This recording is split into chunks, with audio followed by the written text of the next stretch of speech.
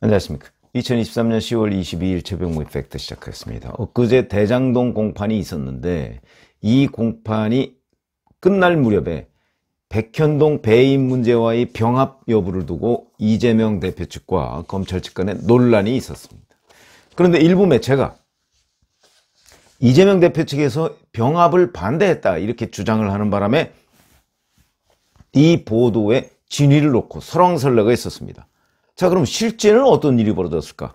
왜냐하면 이 매체가 처음 병합을 반대했다고 했을 때 부각된 이재명 변호인 측의 주장은 이게 사건의 집중도를 떨어뜨린다. 뭐 이런 코멘트였거든요.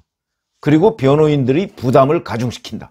뭐 이렇게 얘기를 했는데 그 논리적으로 본다면 백현동 배임을 병합했을 때 이미 있는 뭐 대장동 배임이나 아니면 우일의 신도시 이해충돌 방지, 그 다음에 성남FC 이런 거와 백현동금 사건이 덩어리가 4개가 되니까 집중도를 떨어뜨린다 그렇게 생각할 수 있습니다. 거기다 이제 변호인들 부담이 가중된다 그래서 불가능하다 뭐 이렇게 주장을 했는데 근데 알고 봤더니 그런 게 아니었다. 자, 우선 검찰은 이날 뭐라고 주장했냐면 이거는 원래부터 검찰이 백현동 배임을 병합 기소했었죠. 병합해달라고 요청을 한 겁니다. 자, 본 사건은 백현동 개발 특혜 사건과 피고인이 동일하고 부동산 개발 비리에 관한 사건으로 브로커에게 개발 이익을 몰아주는 유사한 범행 구조를 가지고 있다. 이러니까 병합을 해야 맞다. 물론 검찰의 병합 요청에 대해서 비판적인 변호사들도 있더군요. 그걸 뭐 굳이 왜 병합하려고 하느냐. 거기에 피고인이 동일하다는 얘기는 이재명 대표와 정진상밖에 없다. 나머지는 다 다른데 뭐 이렇게 얘기하는 사람도 있더라고요. 자, 그런데 이재명 대표 측 변호인은 아까 얘기했듯이 이게 사건의 집중도를 떨어뜨린다라고 얘기를 했었는데 이 앞에 말이 있었다고 합니다. 변호인단이 이제 이런 이재명 대표 측이 병합을 반대했다는 기사가 나가니까 바로 휴정한 뒤에 취재진한테 메시지를 보냈습니다. 이렇게 얘기를 했습니다. 백현동 사건 병합에 반대 의견을 낸 바 없다. 오히려 병합이 이루어져 순차로 심리하는 것이 바람직하지만 재판 시작되는 시점에 병합 심리를 주장하는 검사의 의견은 변호인에게 불가능한 업무 수행을 요구하는 것이라 지적했다. 이렇게 얘기했습니다. 그럼 이게 무슨 뜻이고 이재명 대표의 변호인은 왜 이렇게 주장을 했을까 하는 것들을 제가 좀 다른 변호사들한테 물어봤는데 보통의 재판에서 피고인은 재판 병합하는 걸 좋아한다고 합니다. 그건 왜 그렇죠? 예를 들어서 본인이 2가지의 재판을 받고 있을 때 각각 재판을 하게 되면 판사가 다르죠, 우선? 이렇게 되면 각 판사가 그 하나의 혐의에 대해서 규정된 형량을 선고를 합니다. 이러면 통계적으로 볼 때 2개의 사건이 예를 들어서 각각 1년이다 그러면 각각 1년 나오면 징역을 2년 살아야 되거든요. 근데 병합을 해서 한 명의 판사한테 받으면 대개 이게 2년이 안 되고 1년 6개월 뭐 이렇게 나오는 경향이 있다는 거죠. 판사도 사람이니까 이 사람이 죄를 2개를 지었다 그래서 가중을 하는 게 아니고 보통의 경우에는 2개를 단순하게 합쳐서 선고하지 않고 대개의 경우는 이것도 징역 1년짜리 이것도 징역 1년짜리 그러면 징역 2년 이렇게 하는 것보다는 대개 뭐 징역 1년 6개월 합쳐서 좀 깎아준다 뭐 이런 식의 통계들이 좀 있다고 합니다. 그러다 보니까 병합을 좋아하죠. 그 다음에 판사 입장에서도 뭐 똑같은 건데 뭐 이렇게 얘기하면서 이제 병합을 하는 경우가 꽤 많이 있다고 하고요. 그러니까 보통 병합이 많이 이루어지고 있습니다. 근데 이것처럼 이재명, 정진상 빼고서는 나머지는 다 피고인들이 다른데 물론 사건의 구조는 똑같죠. 그런데 과연 이게 병합할 사건이에요. 더군다나 지금 형사합의 33부에 큰 덩어리의 사건이 3개씩이나 있는데 여기다 백현동까지 또한 큰 덩어리를 갖다 한다. 예를 들어서 숙제 1년짜리 숙제 지금 2개 가지고 3개 가지고 허덕이고 있는 학생한테 또다시 1년짜리 숙제를 맡기는 게 말이 되냐? 그럼 그 숙제 언제 하냐? 이런 거거든요. 그 말이 맞는 거죠, 사실은. 그런데 이재명 대표 측은 이렇게 얘기합니다. 병합을 찬성해 가면서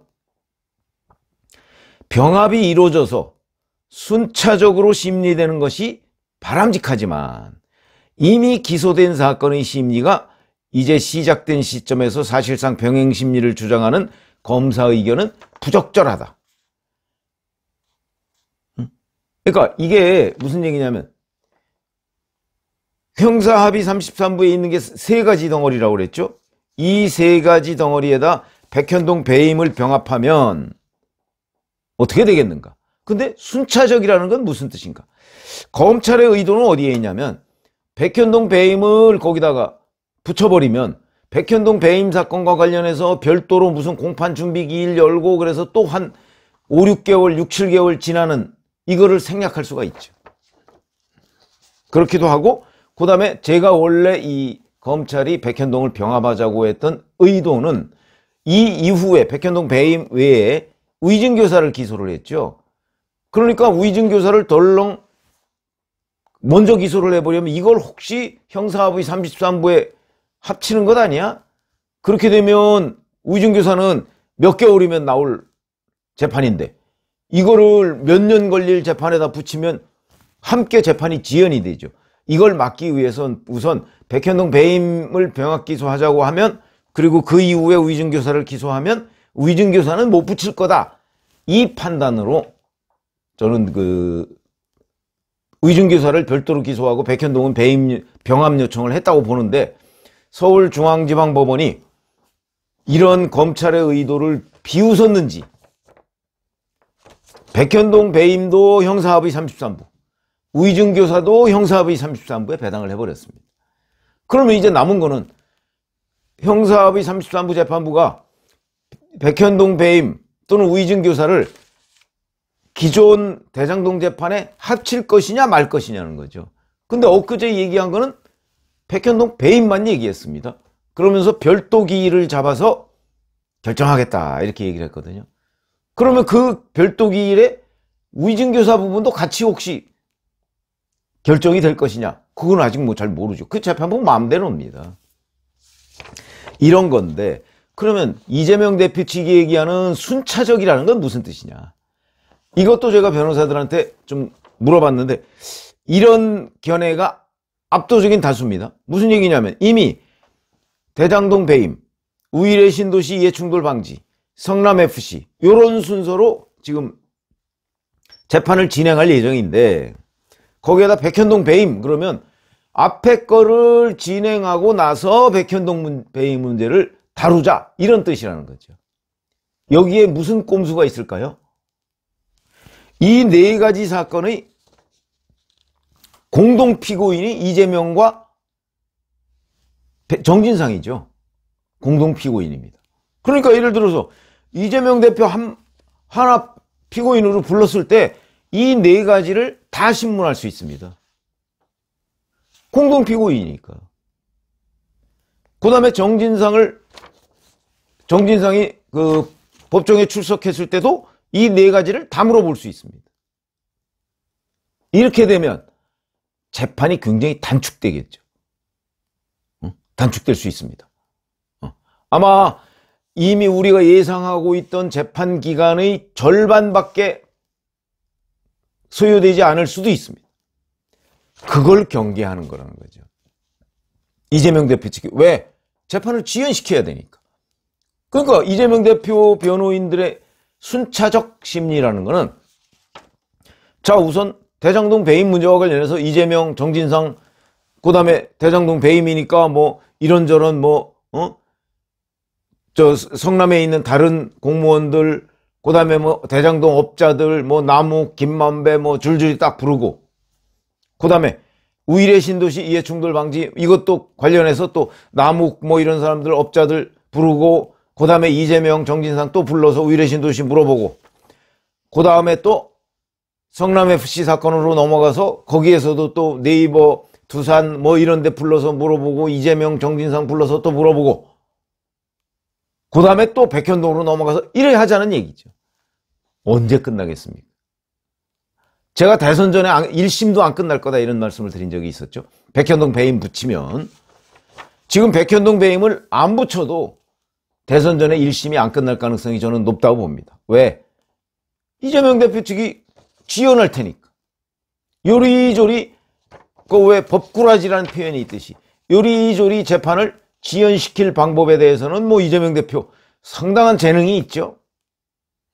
그러다 보니까 원래부터 덩어리가 큰 데다가 이재명 대표 측의 재판 지연 전략까지 맞물리면 대선이 지금 3년 한 5개월 이렇게 남았습니다. 이 기간 동안에 1심이 안 끝날 것이다. 1심 선고도 안 나올 것이다. 그게 이재명 대표의 목표다. 제가 이런 말씀을 여러 번 드린 적이 있는데 자, 바로 그걸 노리는 겁니다. 한 사건을 끝내놓고 다음 사건 시작하자. 이게 순차적 심리의 숨은 뜻이다.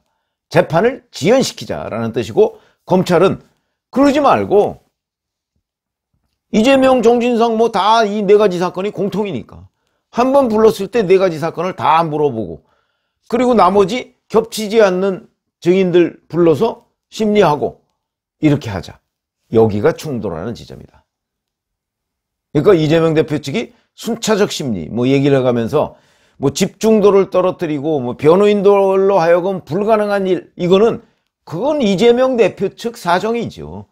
그렇게 되면 변호인을 좀 늘리면 되지 않습니까? 뭐 성남FC 담당 뭐 대장동 배임 담당 뭐 이렇게 늘리면 되는 거죠. 자기네들 사정을 왜 판사한테 호소합니까? 그런 걸로 보입니다. 그래서 뭐 저는 일찌감치부터 이 재판이 검찰과 이재명 대표 간에 정말 사활을 건 다툼이 될 것이다 이렇게 예상을 했는데 지금 엊그제 공판이 세 번째입니다. 이 세 번째 공판부터 벌써 불을 뿜기 시작했고 첫 번째, 두 번째, 세 번째 다 이재명 대표가 직접 나서서 한 30분 넘게 반론을 폈죠. 이것도 이재명 대표의 전략입니다. 왜냐하면 자칫 잘못하면 이 공개 재판이니까 검찰의 설명만 주로 보도가 될 가능성이 있거든요. 그러니까 그거를 본인이 직접 물을 타서 덮어버리는 겁니다. 이것도 이재명 대표의 전략이다. 이렇게 보면 뭐 지금 재판 이거 이제 3번 했습니다. 앞으로 제가 보기엔 백현동 배임까지 포함하면 대선 전에 1심도 안 끝날 것 같고 백현동 배임 포함을 안 해도 아마 대선 전에 1심이 나올까 말까. 이재명 대표의 재판 지연까지 합쳐서. 그런데 병합 여부에 대해서 순차적 심리 뭐 이런 주장을 하고 있는데 그 속뜻이 뭐냐 이걸 설명을 드렸습니다. 고맙습니다.